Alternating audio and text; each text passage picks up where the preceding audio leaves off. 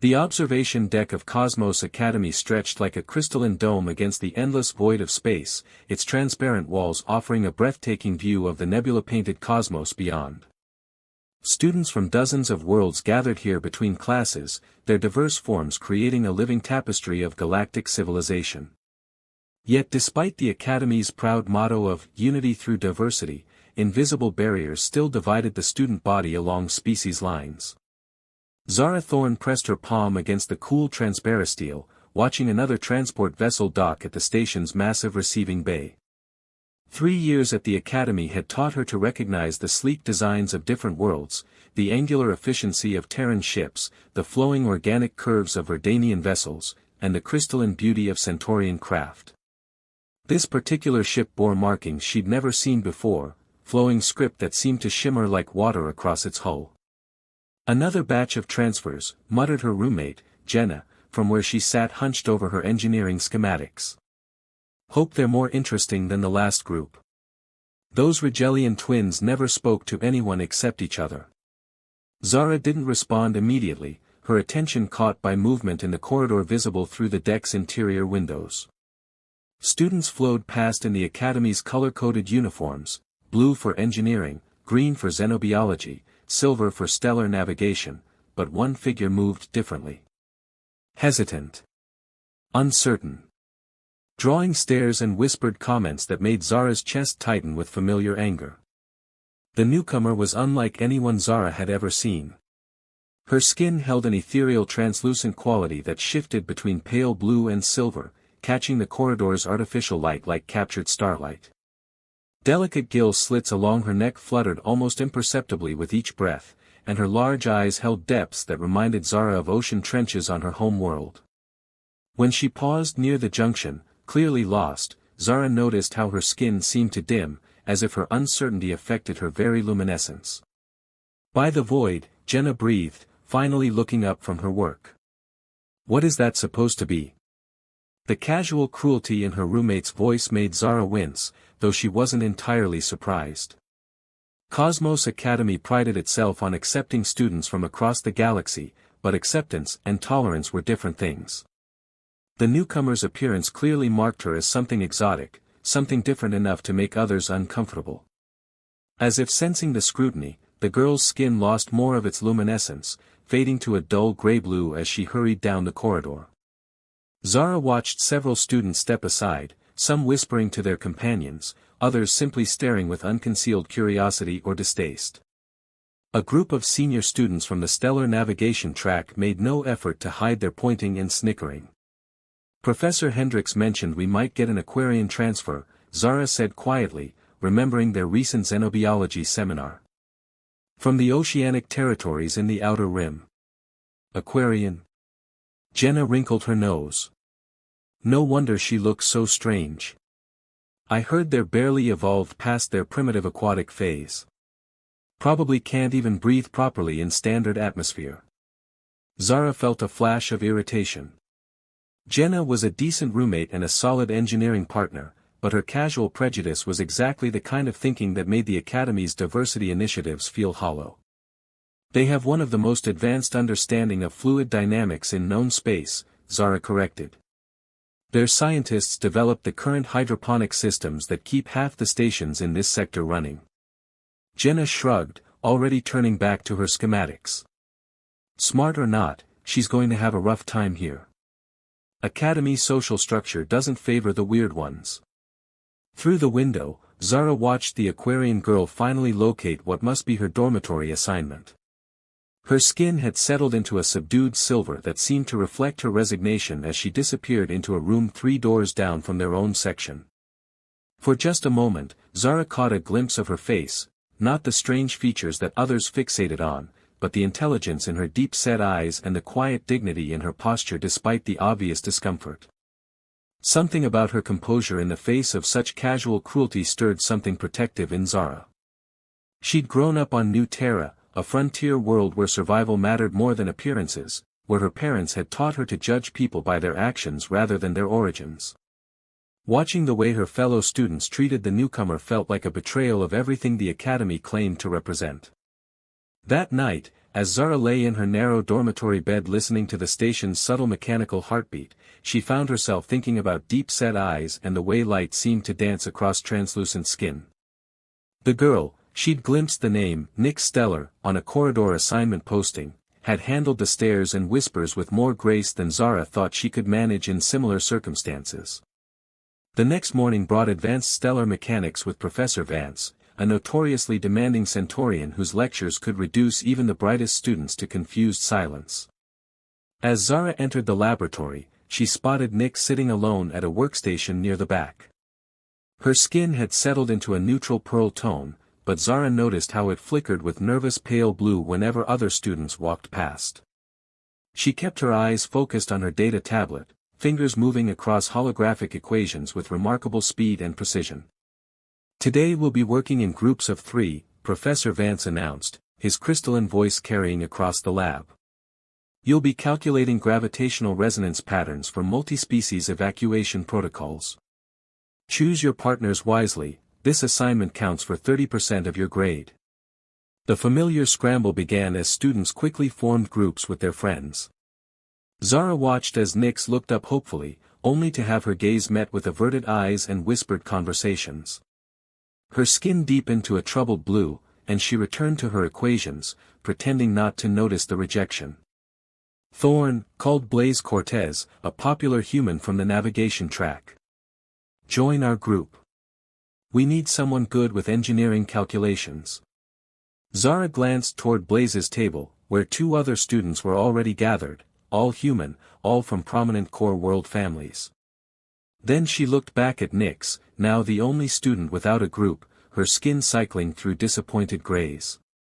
"Thanks, but I've already got a partner," Zara said, shouldering her equipment bag. She walked directly to Nix's workstation and set her materials down beside hers. Nix looked up in surprise, her eyes wide and uncertain. For a moment, her skin flickered through rapid patterns of confusion and hope. "Zara Thorne," she said simply, extending her hand. "Engineering track, 3rd year." For a heartbeat, Nix just stared at the outstretched hand. Then, slowly, she reached out and clasped it. Her skin was surprisingly warm, with a subtle texture like fine silk. "Nick Stellar," she replied, her voice soft but clear, carrying a melodic quality that reminded Zara of ocean waves. "Xenobiology and stellar dynamics." "I'm new." "I noticed," Zara said with a slight smile. "Hope you don't mind working with just 2 people. Most of these calculations are easier without too many voices arguing about methodology." For the first time since Zara had seen her, Nix's skin brightened to a warm golden hue, and she smiled back. The expression transformed her entire face, making her eyes sparkle with genuine warmth and revealing the beauty that lay beneath the surface differences. They worked in comfortable silence for the first hour, and Zara quickly discovered that Nix's reputation for brilliance was well-deserved. She approached the gravitational calculations with an intuitive understanding that made complex problems seem almost elegant. Her fingers danced through holographic equations, adjusting variables and testing scenarios with a grace that was genuinely mesmerizing to watch. "Your people developed these evacuation protocols, didn't they?" Zara asked during a brief break, genuinely curious about the mathematical elegance she was witnessing. Nix's skin flushed with pride, a soft rose color that made her look radiant. "My father was part of the original research team. He always said that physics doesn't care about the shape of your body or the color of your skin, mathematics is universal." "Wise man," Zara replied. "I'd love to hear more about Aquarian scientific traditions sometime." The rose tones in Nix's skin deepened, and she ducked her head shyly. "Most people find our culture primitive." "Most people are idiots," Zara said matter-of-factly, making Nix laugh, a sound like distant wind chimes that drew stares from nearby tables. Their conversation was interrupted by loud laughter from across the lab. Blaise's group had finished their calculations early and were now engaged in what appeared to be casual conversation, but their voices carried, and Zara felt her jaw tighten as she caught fragments of their discussion. "Never seen anything so weird, skin changes colors like some kind of mood indicator." Probably doesn't even understand human social cues. Nyx went very still beside her, her skin draining to a pale gray. She'd heard every word. Maybe we should just focus on the work, she whispered, but Zara could see the hurt in her eyes. The laughter grew louder, and Blaze's voice rose above the others. I heard they're basically aquatic primitives on their home world. Live in underwater caves, communicate through color changes. Academy must be desperate for diversity credits to let something like that in here. Nyx's stylus clattered to the floor. Her skin had gone completely colorless now, almost translucent, and her breathing was shallow and quick. Without a word, she gathered her materials and fled the laboratory, leaving Zara staring after her with mounting fury. Professor Vance looked up from his own calculations. Where is Miss Stellar going? Class isn't over. She wasn't feeling well, Zara said tightly, shooting a glare at Blaze's table. Several students had the grace to look ashamed, but Blaze just shrugged with mock innocence. Zara finished the assignment alone, her mind only half on the equations. The other half was thinking about ocean-deep eyes and the way they'd looked just before Nyx ran, not angry, but broken. It was the look of someone who'd heard these kinds of comments too many times before. That evening, she found herself walking the academy's upper levels, past the dormitories and study halls toward the observation decks that offered the best views of the surrounding cosmos. The academy rotated slowly, creating artificial gravity, and the stars beyond seemed to wheel in a gentle, eternal dance. She found Nyx in Observatory 7, sitting alone on one of the viewing benches, her silhouette outlined against the starfield beyond. Her skin had settled into deep midnight blue, so dark it was almost black, and she sat perfectly still. Zara approached quietly, not wanting to startle her. Mind if I sit? Nyx looked up at her, surprise flickering across her features and bringing brief touches of silver to her skin. Why are you here? Wanted to make sure you were okay, Zara said, settling beside her on the bench. And to apologize for those jerks in class. You don't need to apologize for them, Nyx said softly. It's not your fault they think I'm a freak. Zara turned to face her fully, studying her profile against the starlight. Her features were different from human standards, yes, her eyes larger and more luminous, her facial structure more angular, the delicate gill slits at her neck catching the light like silver threads. But there was something hauntingly beautiful about her appearance, something that spoke of intelligence and grace and quiet strength. They laughed at your face, Zara said quietly, her voice barely above a whisper. But I looked into your eyes, and I've never seen anything more beautiful. Nyx went completely still, her skin cycling rapidly through surprised yellows and startled silvers before settling into the softest rose gold Zara had ever seen. She turned to stare at her, lips parted in shock. You, what? You heard me, Zara said, her heart pounding but her voice steady. You're brilliant, kind, graceful, and yes, beautiful. Anyone who can't see that is blind. For a long moment, they sat in silence, the weight of Zara's words hanging between them like a bridge neither was quite ready to cross.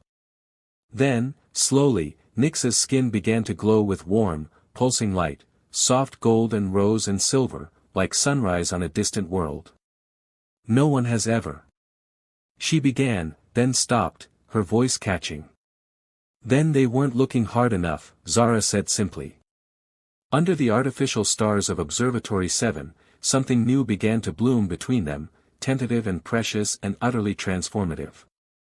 Nyx's skin continued to glow with soft, steady light, and for the first time since arriving at Cosmos Academy, she didn't try to hide what made her different. Instead, she let herself be seen, truly seen, by someone who found beauty in the very things others mocked. And in that moment, everything changed. The gravitational resonance calculations proved to be more complex than either Zara or Nyx had anticipated. For the first hour, they worked in comfortable silence, their data tablets synchronized as they built mathematical models of evacuation scenarios across different planetary systems. Zara quickly discovered that Nyx's reputation for brilliance was well-deserved. She approached stellar dynamics with an intuitive understanding that made complex problems seem almost elegant. Your people developed the current tidal prediction algorithms, didn't they?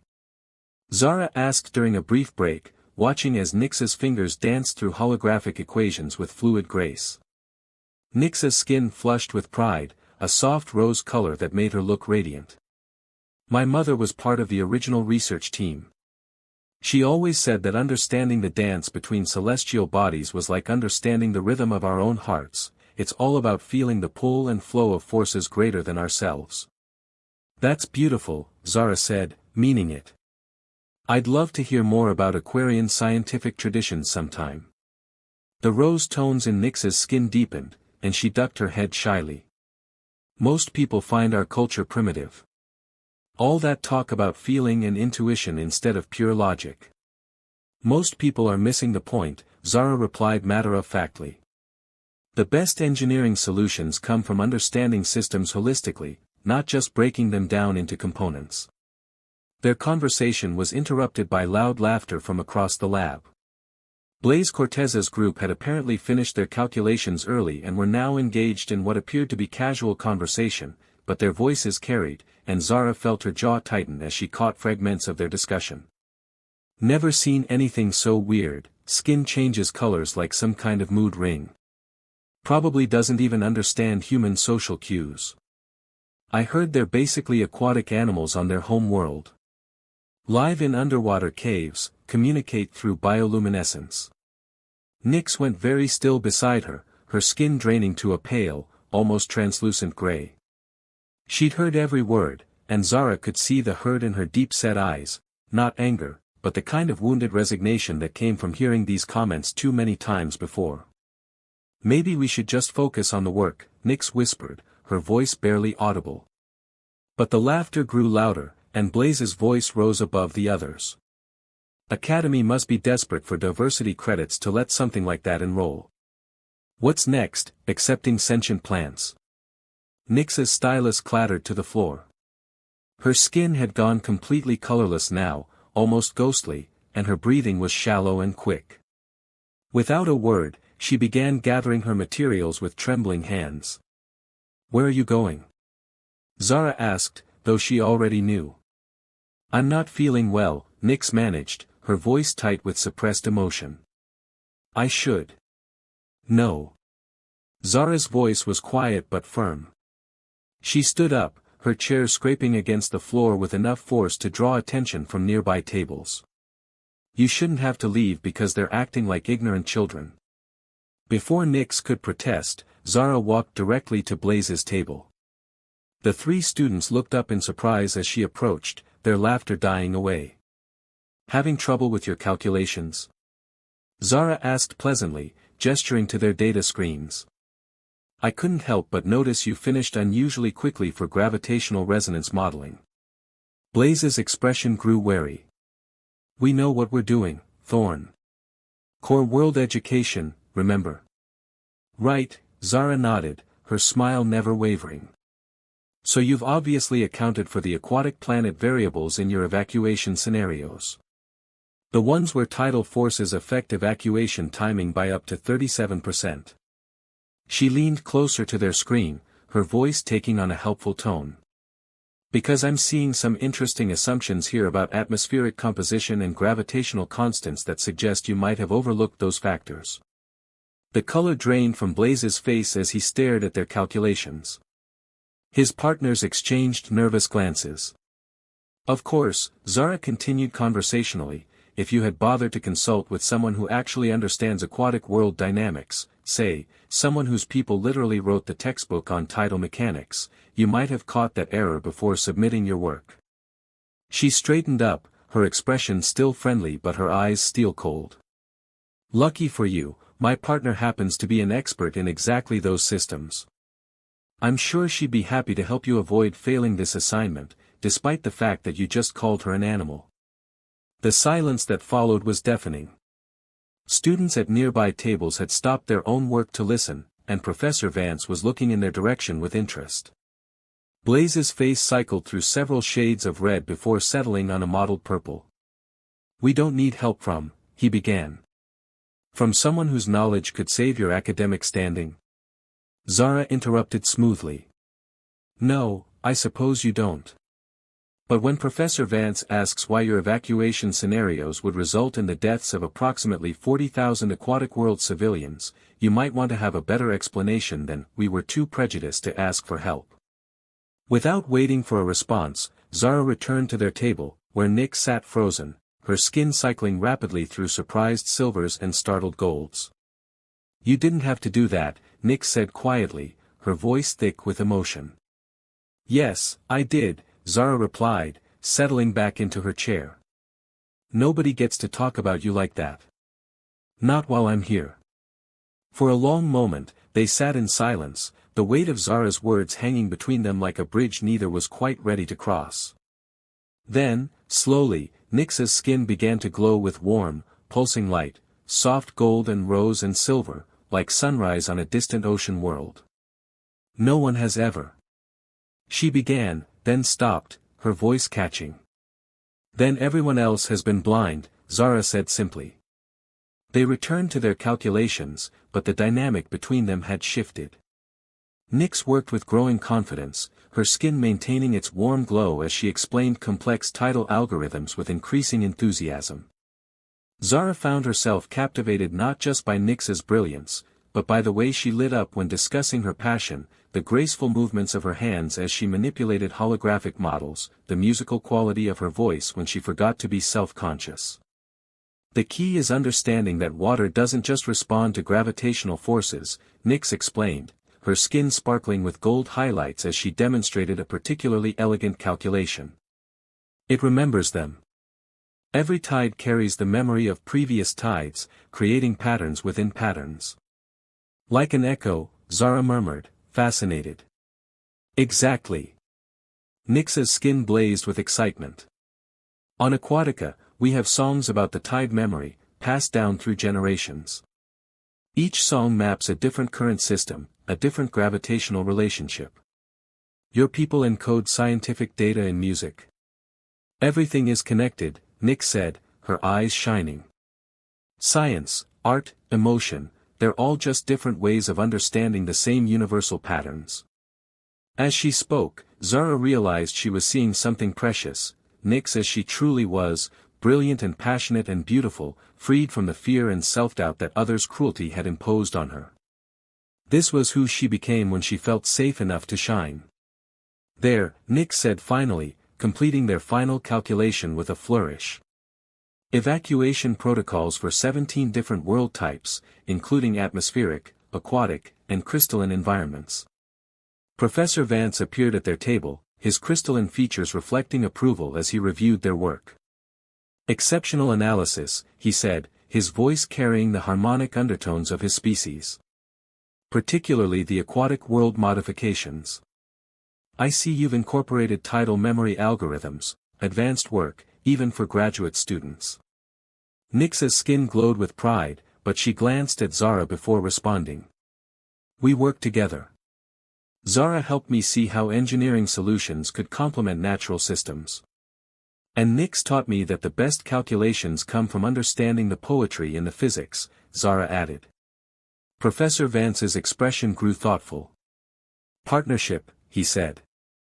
The foundation of all great discoveries. Well done, both of you. As the professor moved on to other groups, Zara noticed Blaze shooting worried glances in their direction. True to her prediction, his group's calculations were riddled with errors that would have resulted in catastrophic evacuation failures on any world with significant water coverage. Thank you, Nyx said softly, her skin cycling through grateful golds and something deeper, warmer. Not just for defending me, but for seeing me. Really seeing me. Thank you for letting me, Zara replied, and meant it. I feel like I learned more in the last 2 hours than I have in the past 2 years. They walked out of the laboratory together, and Zara noticed how different Nyx's posture was now, straighter, more confident. Her skin maintained its warm glow, and when other students looked in their direction, she didn't immediately fade to gray. Would you like to study together again? Zara asked as they reached the corridor junction where their paths would diverge. I mean, we work well together. Professionally. Nyx's skin brightened to brilliant gold, and she smiled, the first completely unguarded smile Zara had seen from her. "I'd like that very much." As they went their separate ways, Zara found herself looking forward to their next meeting with an anticipation that had nothing to do with academics and everything to do with the way Nyx's eyes sparkled when she laughed, the grace of her movements, and the growing certainty that beneath their partnership lay the seeds of something much deeper and more transformative than either of them had expected. The following weeks brought a subtle but profound shift in both their lives. What had begun as a simple study partnership evolved into something richer and more complex. Zara found herself seeking out Nyx's company not just for academic collaboration, but for the pure joy of her presence. They discovered hidden corners of the academy where they could work undisturbed, quiet alcoves in the xenobiology library, empty classrooms after hours, and most often, Observatory 7, which had become their unofficial sanctuary. "Your skin is like a window into your soul," Zara observed one evening as they worked through stellar cartography problems. They were sitting closer than strictly necessary, their shoulders almost touching as they shared a holographic star chart. The proximity sent small thrills through Zara's system that she was trying very hard to ignore. Nyx's cheeks flushed with rose-pink embarrassment. On Aquatica, children are taught to control their chromatic responses by age 10. "I've always been expressive. My family considered it a weakness. I love it," Zara said simply, then felt heat rise in her own very human cheeks as she realized what she'd admitted. The rose in Nyx's skin deepened to something richer, more complex. She looked at Zara through her lashes, and Zara noticed how her eyes seemed to hold entire galaxies in their depths. "Tell me about your home world," Nyx said softly, deliberately changing the subject but not moving away from her. Zara described New Terra, the harsh beauty of the frontier settlements, the tight-knit community that had raised her, the way her parents had taught her to see worth in things others overlooked. As she spoke, Nyx listened with the kind of complete attention that made Zara feel like the most fascinating person in the universe. "And your world?" Zara asked. "What's Aquatica really like?" Nyx's skin began to glow with soft, shifting patterns, blues and greens and silver that moved like living water across her arms and face. "It's a world of floating cities connected by bioluminescent bridges. The ocean changes color with the lunar cycles, and at night." She closed her eyes, remembering. "At night, everything glows. The water, the cities, even the clouds reflect the light. My people's skin evolved to match our environment. We're living mood displays because our whole world responds to emotional energy." "It sounds magical," Zara breathed, mesmerized by the way Nyx's skin painted pictures of her memories. "It is," Nyx agreed, then her expression grew wistful. "But also isolated. We had little contact with other species until recently. Most of us who leave Aquatica, we struggle with how different we are." Zara reached out without thinking, covering Nyx's hand with her own.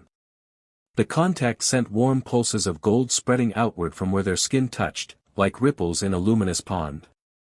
"Different isn't wrong," Zara said firmly. "Different is what makes the universe interesting." Nyx stared down at their joined hands, watching the light patterns that flowed between them. "You really mean that, don't you?" "Every word." Something shifted in the space between them. Nyx looked up, and the distance seemed to shrink without either of them moving.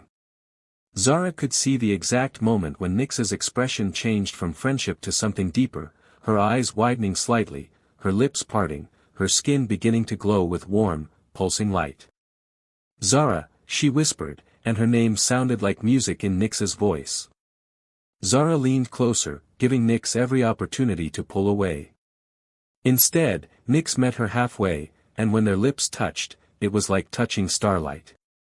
Nyx's skin blazed with brilliant gold and silver, the patterns racing across her face and arms in waves of pure emotion. The kiss was soft at first, tentative and sweet. Then Nyx's free hand came up to cup Zara's cheek, her skin warm and silky against Zara's face, and Zara deepened the contact, pouring all her growing feelings into the connection. Nyx tasted like something indefinably exotic and wonderful, and the way she responded, eager but gentle, passionate but careful, made Zara's heart race with possibilities she'd never imagined. When they finally broke apart, both breathing hard, Nyx's entire body was suffused with warm, steady light that made her look like a living constellation. "Oh," she breathed, touching her lips with wonder. "Yeah," Zara agreed, her voice rough with emotion. "Oh." They sat in comfortable silence for a moment, hands still entwined, watching the stars slowly past the observation window. Then Nyx spoke, her voice soft but serious. "This changes things," she said. "People will notice. They'll talk." Zara thought about Blaze and his crowd, about the whispers and stares that already followed Nyx through the corridors. Dating her would make Zara a target too, associate her with everything the Academy's social hierarchy deemed unacceptable. "Let them talk," she said, squeezing Nyx's hand. "I don't care what they think." Nyx's skin flared with brilliant joy, then settled into steady golden warmth. "You might be the first person who's ever said that to me and meant it." "Then everyone else is missing out on something incredible," Zara replied, making Nyx laugh, a sound like silver bells that Zara was already addicted to. Their relationship deepened over the following days. They were careful not to be too obvious. Nyx had suffered enough public humiliation, but those who cared to look could see the change. Zara walked taller, more confident, energized by the connection she'd found. Nyx moved through the corridors with less fear, her skin cycling through brighter, warmer colors even when they weren't together. During their advanced xenobiology seminar, Professor Reeves assigned a project on interspecies cultural adaptation. Without hesitation, Zara requested Nyx as her partner, ignoring the surprised looks from other students. "We'll focus on Aquarian integration challenges," Zara announced during their presentation planning session. Specifically, how surface-level differences mask fundamental compatibility. Blaze, who had been notably quieter since his calculation failures, couldn't resist a parting shot. "Good luck with that. Some species are just too alien for real integration." Zara felt Nyx tense beside her, her skin flickering toward gray. Before she could retreat into herself, Zara stood up, her voice carrying clearly across the classroom. "Actually, Blaze, the research shows that species with the most apparent physical differences often have the strongest psychological compatibility. It's called complementary adaptation theory. But I guess they didn't cover that in your remedial coursework." Several students snickered, and Blaze's face reddened. Professor Reeves looked intrigued. "Interesting thesis, Miss Thorne. I look forward to seeing your evidence." As the class ended, Nyx caught Zara's arm, her skin glowing with gratitude and something deeper. "You didn't have to do that," she said. "Yes, I did," Zara replied, turning to face her fully. "You're brilliant, you're beautiful, and you deserve to be defended. Get used to it." The warmth in Nyx's skin spread to her eyes, making them sparkle like captured starlight. Right there in the corridor, with other students streaming past, she stood on her toes and kissed Zara, quick and sweet and utterly unashamed. Several students stopped to stare, and Zara heard whispers starting up behind them. But when she looked down at Nyx, glowing with happiness and confidence, she realized she truly didn't care. The rest of the galaxy could whisper all they wanted, she'd found something precious and rare, and she wasn't about to let anyone's prejudice take it away. That night in Observatory 7, they talked until the artificial dawn began to brighten the viewport. About their hopes for the future, their fears about acceptance, their growing feelings for each other. And when Nyx fell asleep against Zara's shoulder, her skin cycling through the soft, peaceful colors of deep contentment, Zara knew with absolute certainty that she was falling in love. The only question now was whether the Academy, and the wider galaxy, would accept what they'd found together. But looking at Nyx's peaceful face, painted in gentle patterns of trust and affection, Zara felt ready to face whatever challenges lay ahead. Some things were worth fighting for, and this connection that transcended species and defied expectations, was definitely one of them. The summons came 3 weeks later, delivered by a junior cadet who looked nervous about approaching Nyx directly in the library. "Director Hawthorne wants to see you in her office," the boy said quickly, then hurried away before Nyx could respond. Zara found her 20 minutes later, sitting on their usual bench in observation deck 7, her skin cycling through anxious patterns of gray and pale blue. What did she want? Zara asked, settling beside her. The Academy Council is organizing an interspecies unity summit, Nick said, her voice tight with worry. They want me to give a presentation on Aquarian integration experiences. In front of the entire Academy, students, faculty, visiting dignitaries from across the galaxy. Zara felt a chill of protective anger. They're using you as a showcase. Look how diverse we are, we even have an Aquarian. That's what I thought too, Nix admitted, her skin deepening to troubled blue. But Director Hawthorne said something else. She said the council has been watching how I've changed over the past few months, how I've become more confident, more engaged. They think I might actually have something valuable to say about successful integration. You do, Zara said firmly. But that doesn't mean you have to put yourself on display if you don't want to. Nix was quiet for a long moment, watching the stars whirl past the viewport.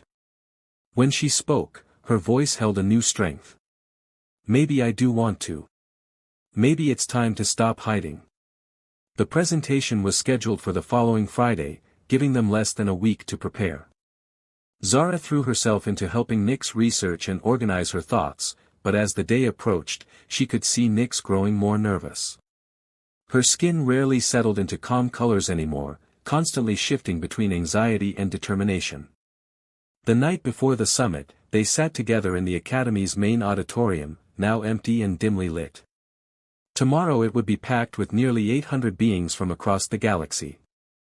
I keep thinking about what my grandmother used to say, Nix said softly, her skin glowing with faint, nervous patterns. That we're all made of star stuff, regardless of what world we call home.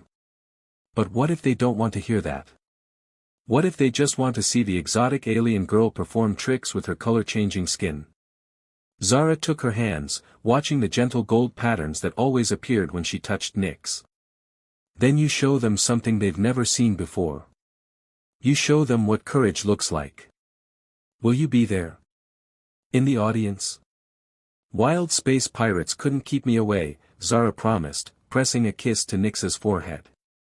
The next morning dawned gray and artificial, the station's lighting systems cycling through their programmed sunrise. Zara dressed carefully in her formal academy uniform and made her way to the auditorium early, claiming a seat in the third row where Nix would be able to see her easily. The hall filled quickly with students, faculty, and distinguished visitors.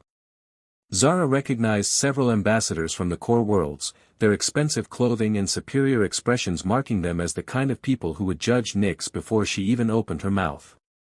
Blaze and his crowd had claimed seats near the front, no doubt hoping for a spectacle. Director Hawthorne took the stage first, a stern woman whose reputation for fairness was legendary throughout the Academy. She introduced the summit's purpose and goals, then stepped aside as the lights dimmed.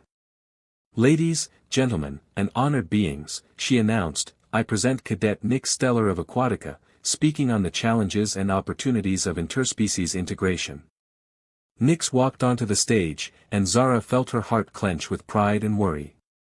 She wore the standard Academy uniform, but her skin was cycling through rapid nervous patterns of silver and pale blue.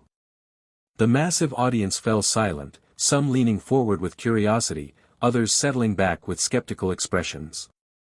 For a moment, Nix stood frozen at the podium, her skin draining to almost colorless gray.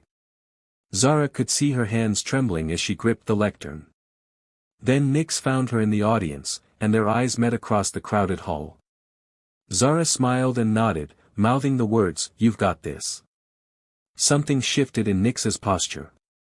Her spine straightened, her chin lifted, and slowly, deliberately, she allowed her natural colors to return. Her skin bloomed with soft silver and gold, the patterns flowing like living art across her visible arms and face. 3 months ago, she began, her voice carrying clearly through the hall's acoustics, I arrived at this academy believing that I was irreparably different. That my appearance, my culture, my very existence was something to be hidden or apologized for. A murmur rippled through the audience. Several of the core world ambassadors exchanged glances. I was wrong, Nyx continued, her skin beginning to glow with steady, confident light. Not about being different, I am different, and I won't pretend otherwise. But about what that difference means.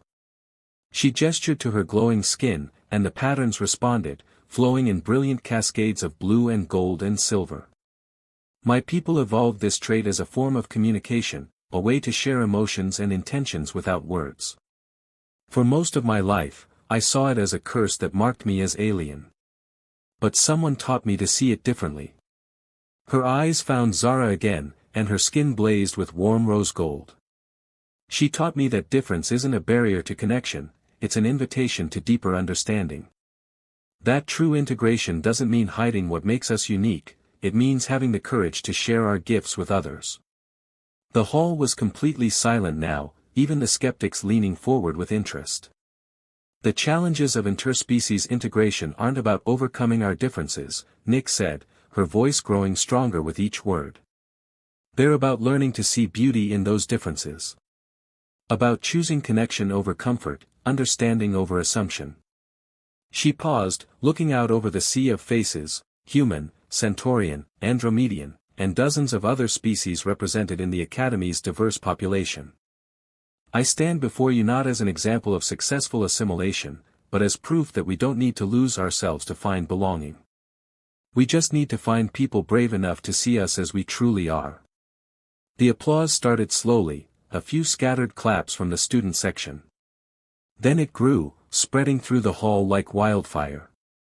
Zara was on her feet, clapping until her hands hurt, watching as Nyx's skin blazed with joy and triumph. Even some of the core world ambassadors were applauding, their expressions thoughtful rather than dismissive. Near the front, Blaze sat with his arms crossed, but several of his usual followers were joining the standing ovation. As the applause finally died down, Director Hawthorne returned to the stage, her stern expression softer than Zara had ever seen it. "Thank you, Cadet Stellar," she said simply. That was illuminating. Later that evening, Zara found Nyx in Observation Deck 7, still glowing with the aftermath of her triumph. The hall had erupted in questions after her presentation, with professors and students alike eager to learn more about Aquarian culture and integration experiences. "You were magnificent," Zara said, settling beside her on their usual bench. "I was terrified," Nyx admitted, but she was smiling. "Right up until I saw your face in the audience. Then I remembered what you told me that first night, that I was beautiful. And I realized that if I could be beautiful to you, maybe I could be valuable to them." Zara turned to face her fully, her expression serious. "Nyx, I need to tell you something." Nyx's skin flickered with nervous yellow. "What?" "I love you," Zara said simply. "Not just your courage, not just your brilliance, not just the way you light up like a star when you're happy.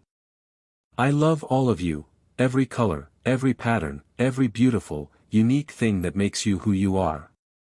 For a moment, Nyx's skin went completely still, as if she were holding her breath. Then it erupted in the most brilliant display Zara had ever seen, cascades of gold and silver and rose, patterns that flowed like liquid light across every inch of visible skin. "I love you too," she whispered, her voice thick with emotion. "So much that sometimes I can't contain it all." She gestured to her glowing skin, and Zara laughed with pure joy.